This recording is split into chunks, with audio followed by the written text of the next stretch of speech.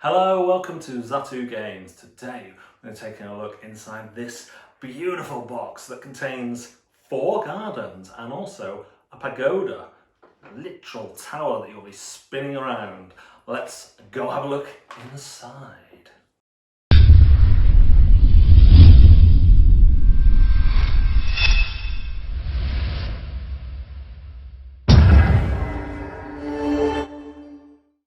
Hello, here we are with 4 gardens. If you haven't heard of 4 gardens, it's getting a little bit of buzz as a kind of very good gateway or easy to play game. Let me get rid of my mouse there.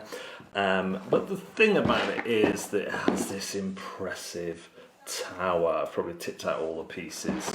Turning that over, we shall see. Let's have a look inside. Obviously the artwork is really nice here, and this is UV spot on there.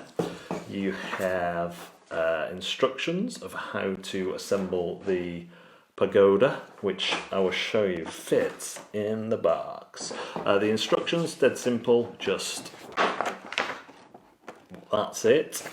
And then we have the scoreboard. So at the end of the game, you'll score for how far up these tracks you've got. But if you get to the end and move forward, you will push everyone else back. And if they get pushed off the scoreboard, then they don't score for that colour.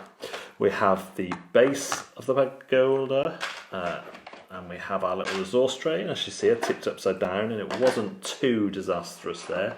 More disastrous underneath. So this just comes out and can be slapped straight on the table, and you have 4 different types of resources: water, rock, wood and green. These are your trays here. Each player will get 1 of these, so you can only store 4 at the start of the game. These are little cubes, are your scoring cubes for the scoring table we've just seen, and these are bonuses that you can earn during the game when you first complete a panorama, and you can get an extra storage space, some points or some resources straight onto a panorama. So we look at the tower last day. These are the cards. They're double-sided, and on this side you have your moves, where it appears in the panorama, and so on. So if every time you take an action, you're going to play a card. You'll either play it in front of you, and in which case you're trying to get these resources to build it or to paint it, and then you'll flip it over onto the painted side and you'll score in that colour. If you have any other orange cards, you will also score whatever colour they've got in the top there as well. The wheelbarrow is how you move resources around from either your tray or any other panoramas you have that you haven't built yet. You can shift them across. And this dictates how you turn the tower. So in this one you've got to turn the second from the bottom, and then you will take resources from the top, and I'll show you what that means in a minute. And there's one more action you can take. There's also a wild colour there, but the other action you can take is there. So you can take any resource you want and pop it straight on a card or into your tray. Now as you can see, let's grab some oranges because they're the easiest to show you with. These dots at the top show you how many cards are in each panorama and where they appear. So if I have these 3 out, and you can only have 3 out that aren't painted at a time, then I know that they're going to form a complete painting. And the paintings all, I don't understand when I flip it round, I'm a bit dim like that.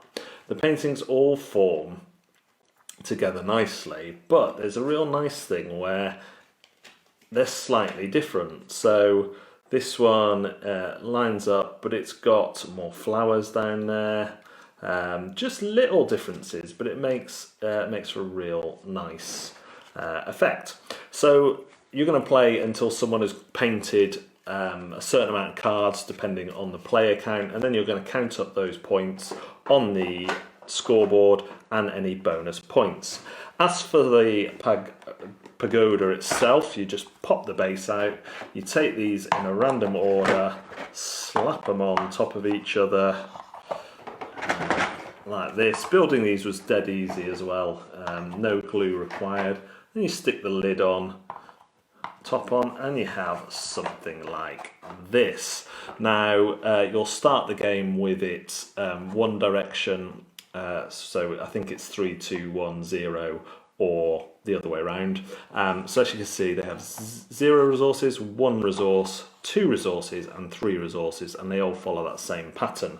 However, when you rotate from second up, you're not going to just rotate that one, you'll rotate everything above it. So I would do this, and then I would take from the direction that the arrow shows. So in this case I would take 2 water, 1 grass, and 3 rocks, except you can only store as much as you have space for, and anything else will get discarded. So you really have to think about which way to rotate it, which way the arrow's going, and then when you finish the game, it does all fit into this insert